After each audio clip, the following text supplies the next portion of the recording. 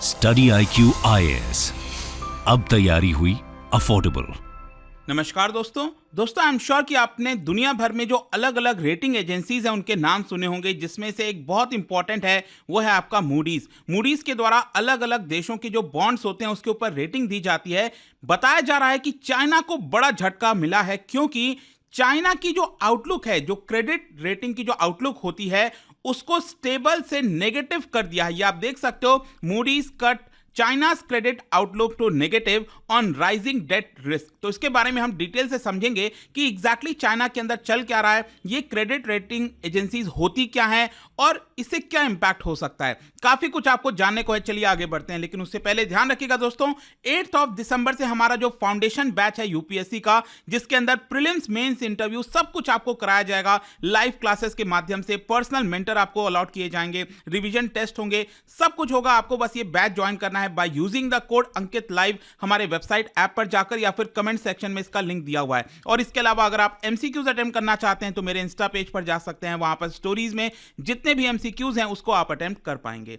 चलिए शुरुआत करते हैं और सबसे पहले ये देखते हैं कि एग्जैक्टली हुआ क्या है। देखिए, जैसा मैं आपको बता रहा था, जो रेटिंग एजेंसी है मूडीज, उन्होंने कल ही ट्यूसडे को जो चाइना की जो गवर्नमेंट का क्रेडिट रेटिंग्स है उसका जो आउटलुक होता है, आउटलुक कहने का मतलब यह है कि आगे आने वाले समय में क्या हो सकता है, तो उसको स्टेबल से नेगेटिव कर दिया है। देखो, एक होता है आपका उसको कहते हैं पॉजिटिव, ठीक है, मतलब कि आगे आने वाले समय में ये जो रेटिंग है, जो इस समय रेटिंग है वो और बढ़ते हुए देखने को मिलेगी। फिर बीच में होता है स्टेबल, मतलब जितना है उतना ही रहेगा। लेकिन नेगेटिव का मतलब ये हुआ कि जो इस समय रेटिंग है चाइना की, उसको डाउनग्रेड किया जा सकता है। और इसका मेन कारण है जिस तरह से वहां पर लोअर इकोनॉमिक ग्रोथ हो रहा है चाइना के अंदर, जो प्रॉपर्टी सेक्टर में क्राइसिस आ रखी है, इन सारे चीजों की वजह से। चलो और थोड़ा डिटेल में इसको समझते हैं। सबसे पहले तो क्रेडिट रेटिंग एग्जैक्टली होता क्या है, इसका मतलब क्या है। देखो, क्रेडिट रेटिंग एजेंसीज क्या करती हैं, दुनिया भर में जो फाइनेंशियल हैं अलग अलग,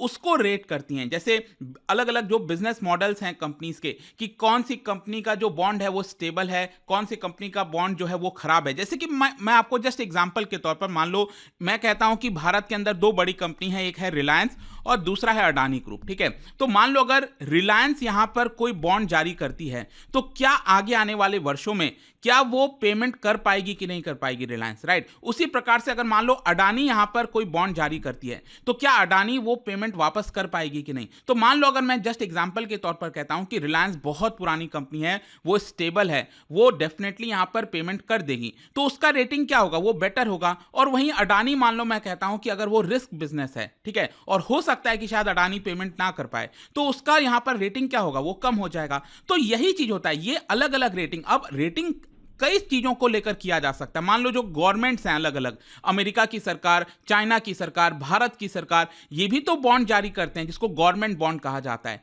तो उन सबके बॉन्ड्स, क्या वो देश डिफॉल्ट करेगा कि नहीं करेगा, क्या उसका पेमेंट करेगा कि नहीं करेगा वापस। और ऑब्वियस सी बात है, आप सोच के देखिए, अगर हम अमेरिका की इकोनॉमी की बात करें, यूएस की इकोनॉमी, तो दुनिया की one of the strongest economy है यूएस की। तो ऑब्वियस सी बात है, ज्यादातर यही माना जाता है कि हाँ, यूएस अगर कोई भी बॉन्ड जारी कर रहा है, अगर पैसा रेस कर रहा है, तो वो वापस लौटा देगा पैसे को। इसलिए यूएस का अगर आप रेटिंग देखोगे तो वो सबसे ज्यादा आपको देखने को मिलता है। अब यहां पर आप देख सकते हो, इस तरह से रिलेटेड कई सारे एजेंसीज हैं जो यहां पर इन चीजों को लेकर रेटिंग प्रोवाइड करते हैं। जैसे आपका मूडीज हो गया, एक तो जिसकी आज हम चर्चा कर रहे हैं, जिन्होंने ये चेंज किया है। उसके अलावा स्टैंडर्ड एंड पुअर, S&P, जिसको आप सुनते होंगे। फिर अक्सर आप फिच के बारे में सुनते होंगे। अभी रिसेंटली मैं आपको बता दूं, फिच ने भारत का जो रेटिंग है उसको एक्चुअली जो आउटलुक होता है ना, वो आपका स्टेबल से पॉजिटिव कर दिया है। मतलब आगे आने वाले वर्षों में भारत की जो रेटिंग है वो और इंप्रूव हो सकती है। वहीं दूसरी तरफ, जैसा मैं आप देख ही रहे हो कि चाइना की जो रेटिंग है वो आपका नीचे जा सकती है।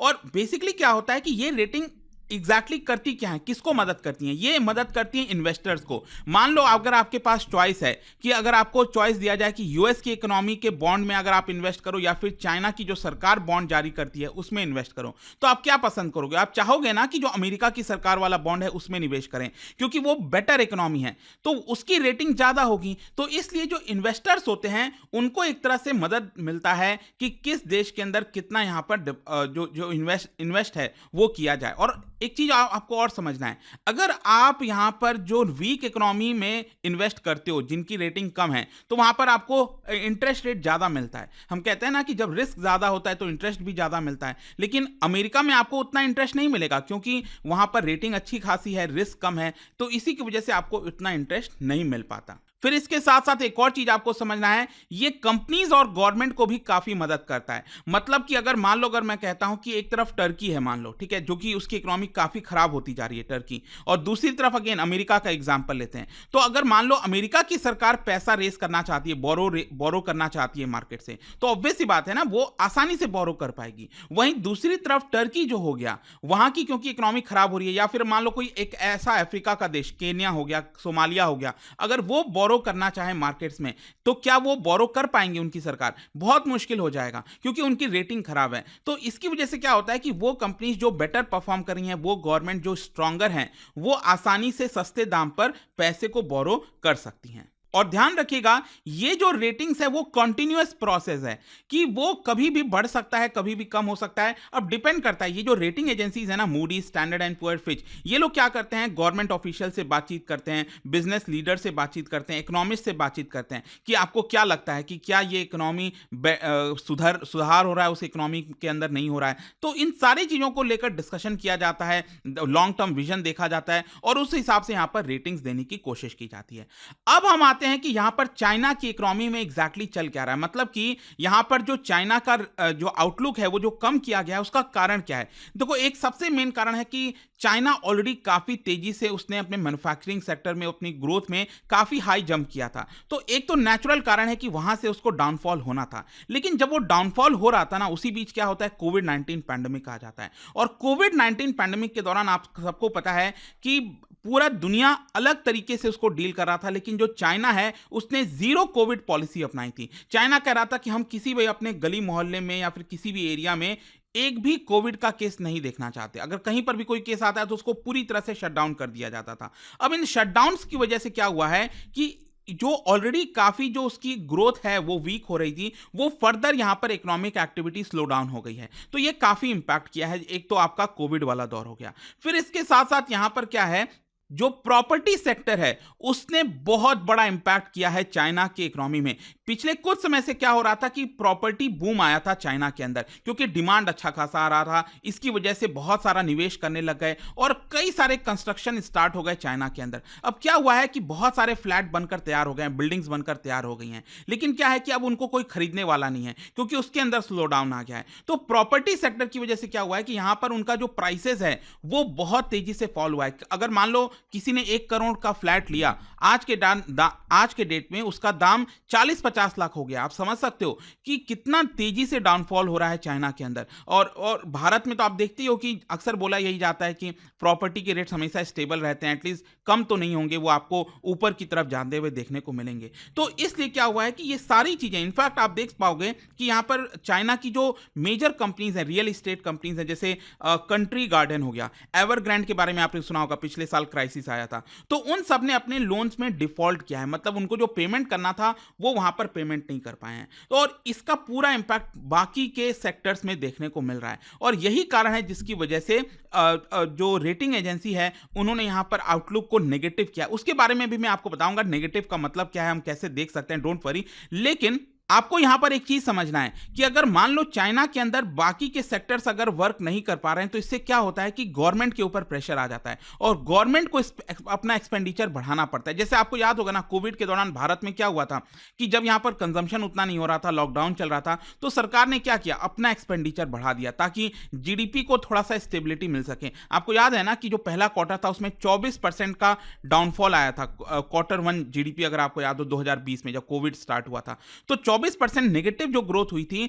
अगर मान लो गवर्नमेंट एक्सपेंडिचर नहीं करती उतना, तो ये आपको 50% तक डाउनफॉल देखने को मिल सकता था। तो इसलिए क्या है कि गवर्नमेंट को सामने आना पड़ता है। लेकिन क्या हो रहा है, अब गवर्नमेंट भी अपना एक्सपेंडिचर कैसे करेगी, अब उसको ज्यादा बोरो करना होगा। और इसीलिए क्योंकि चाइना के अंदर लगातार डाउनफॉल हो रहा है और गवर्नमेंट को ज़्यादा एक्सपेंडिचर करना पड़ा है, उसको ज़्यादा बोरो करना पड़ रहा है। तो इसकी वजह से चीन की जो सरकार है, वहाँ की जो इकोनॉमी है, उनके ऊपर डेट बर्डन बहुत ज़्यादा हो गया है और आगे आने वाले समय में लगता नहीं कि ये रिलीफ मिलने वाला है, क्योंकि उनकी जो GDP, annual GDP growth rate है 2024-25 में ये 4% के आसपास ही रहेगी, उससे ज़्यादा नहीं बढ़ पाएगी और उसके आगे 2026 से 2030 के बीच में ये मुश्किल से 3.8% के आसपास ही रहने का अनुमान है। तो चाइना के लिए एक बहुत बड़ी चिंता की खबर है। अब क्वेश्चन ये है कि मूडीज ने ये जो किया है इसका मतलब क्या है। देखो, थोड़ा सा मैं आपको चार्ट की मदद से बताता हूं। ये आप देख सकते हो, अलग अलग रेटिंग एजेंसीज हैं, वो उनका अलग अलग सिस्टम होता है रेटिंग का। जैसे कि मान लो किसी देश की इकोनॉमी सबसे स्ट्रांग है, उनका बॉन्ड सबसे स्ट्रांग है, मान लो मूडी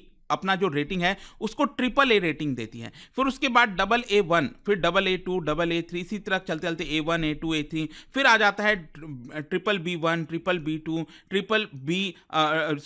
Baa3, इस तरह से आपका आता है। भारत का रेटिंग मैं आपको बता दूं, भारत का रेटिंग Baa3 आपको देखने को मिलेगा, जो कि पहले ही कम था। लेकिन इसमें अच्छी खबर यह है कि भारत का जो रेटिंग है मूडीज ने उसको स्टेबल रखा है। पहले हमारा जो आउटलुक था वो एक्चुअली नेगेटिव था, मतलब ऐसा लग रहा था कि हमारी रेटिंग फर्दर नीचे जा सकती है। और मैं आपको बता दूं, Baa3 से नीचे जाना मतलब हम नॉन इन्वेस्टमेंट ग्रेड में आ जाते हैं, मतलब बहुत खराब यहां से दौर स्टार्ट हो जाता है। तो हमें इसके नीचे तो जाना ही नहीं है, हमें इसके ऊपर जाना है और ऐसा लग रहा है कि आगे आने वाले समय में हम इसके ऊपर ही जाएंगे, क्योंकि मैं आपको एक बार फिर से बताता हूं, फिच जो ये आप देख रहे हो ना, उन्होंने भारत की आउटलुक को यहां पर पॉजिटिव किया है और मूडीज ने यहां पर भारत का पहले नेगेटिव यहां पर आउटलुक होता था उसको स्टेबल कर दिया है, मतलब कि भारत के लिए पॉजिटिव खबर है। लेकिन चाइना का क्या, देखो मैं आपको बताता हूं, चाइना का रेटिंग अगर आप देखोगे तो वो है A1 यहां पर है। लेकिन प्रॉब्लम क्या हुआ है चाइना के लिए कि उनका जो आउटलुक है